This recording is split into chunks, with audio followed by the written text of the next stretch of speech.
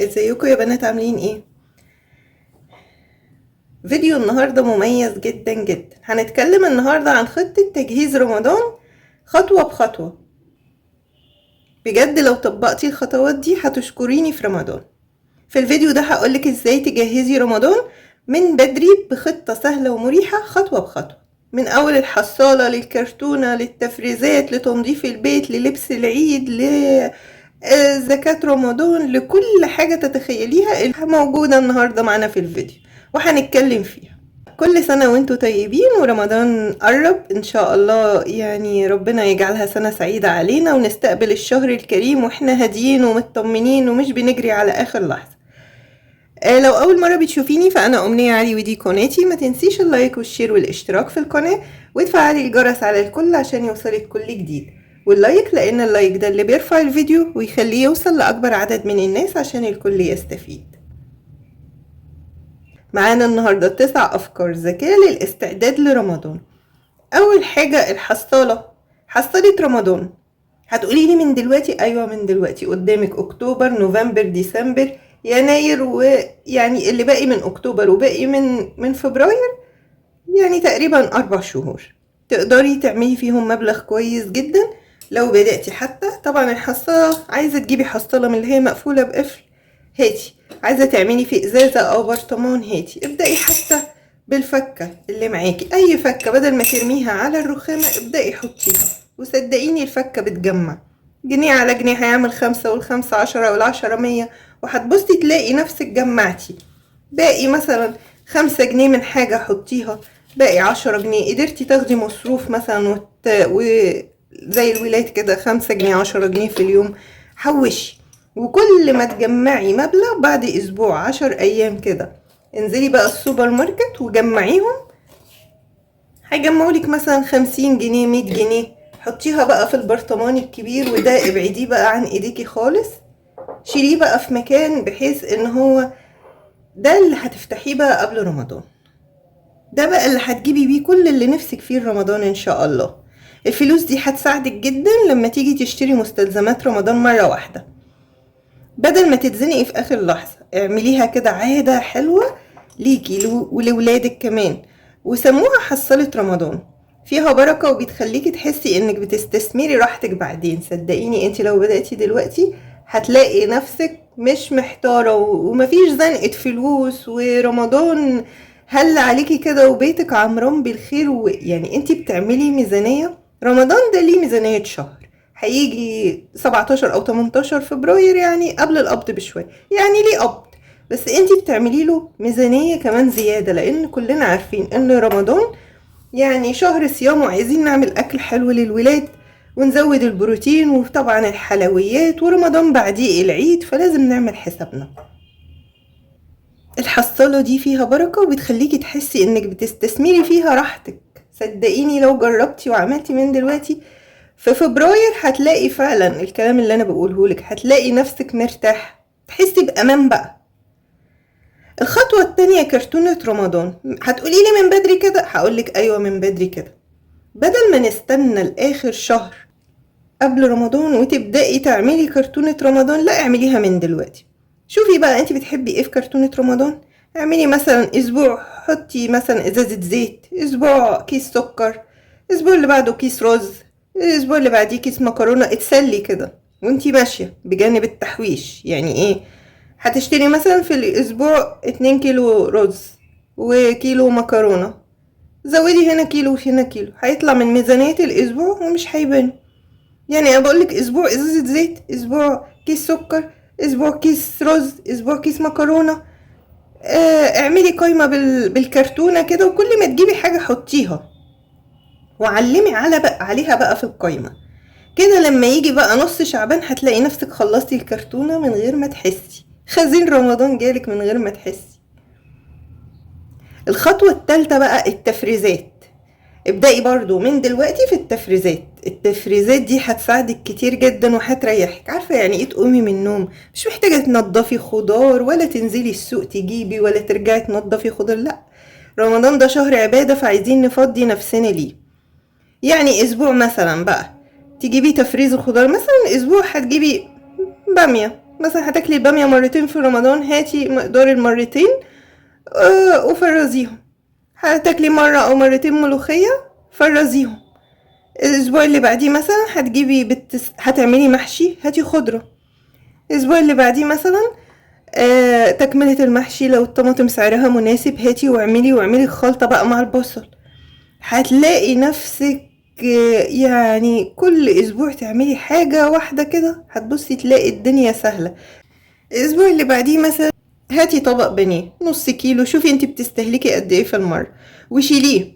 مش هقولك بقى شيليه لفبراير، احنا في اكتوبر، لا، تعالي الشهر اللي جاي في نوفمبر دخلي الجديد وطلعي القديم، وفي ديسمبر دخلي الجديد وطلعي القديم. مثلا اللحمة المفرومة، فرخاية، انا الفيديو اللي فات قلتلك لو كل شهر فرخاية هتلاقي نفسك فرخة واحدة، هتلاقي نفسك معاكي 4-5 فرخات من هنا لرمضان زيادة على ميزانية الشهر.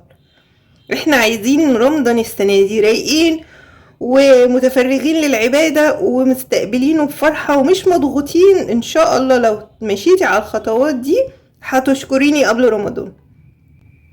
الخطوة الرابعة بقى هي تنظيف المطبخ والبيت، بس يكون على مراحل، ما تستنيش اخر اسبوع وتتعبي نفسك، لا، ابدأيها كده بمراحل.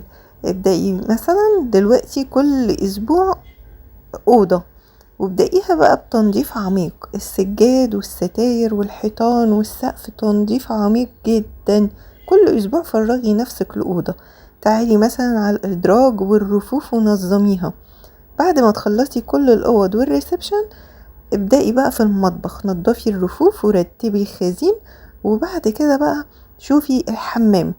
يعني بس هو انتي فرغي نفسك الاسبوع كامل لحاجة واحدة عشان تنضفي البيت كله من غير ما تتعبي، وكمان عشان ما تستنيش لاخر اسبوع. الخطوة الخامسة بقى ان انا استغل التموين. هتقولي لي استغله ازاي؟ نقط العيش بقى، خلي بالك ان الاسعار بتعلى قبل رمضان، فوفري لنفسك كام شهر بقى كده من نقط العيش، السلع الاساسية، زيت، سكر، شاي، عدس، فول، مكرونة، دقيق، كل الحاجات دي اللي تعرفي تجيبيها بفرق نقط العيش هاتيها وشيليها لرمضان، هتنفع قوي قوي.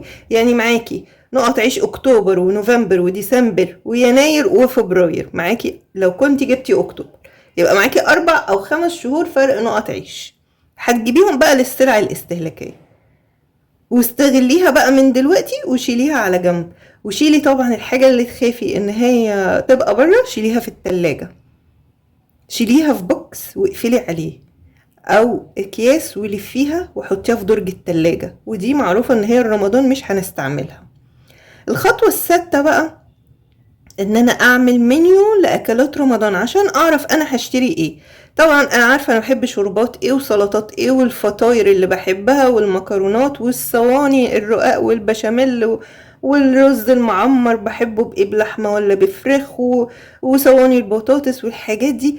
اعملي منيو بقى للاكلات، حتى هتنفعك في التفريزات. انا قلتلك في الاول هتعملي منيو بالاكلات، هتبقي عارفه هتاكلي كم مره باميه وكم مره ملوخيه، هتعملي عزومه ولا لا. فالحاجات دي انك تكتبي منيو بقى لاكلات رمضان وتبقي مستعده. وكمان الحلويات تبقي عارفه استهلاكك في الحلويات قد ايه عشان السكر وعشان جوز الهند والزبيب والحاجه اللي بتتحشي بيها الحلويات، تبقي عارفه انت عايزه قد ايه. لا كده بقى لما بيجي رمضان مش هتحتاري كل يوم في الاكل، وكمان هتوفري وقت ومجهود وهتتفرغي للعباده. وده هدفي من الفيديو. رمضان ناكل كويس ونفرح ونفرح ولادنا، بس هو شهر عبادة لازم تستغليه.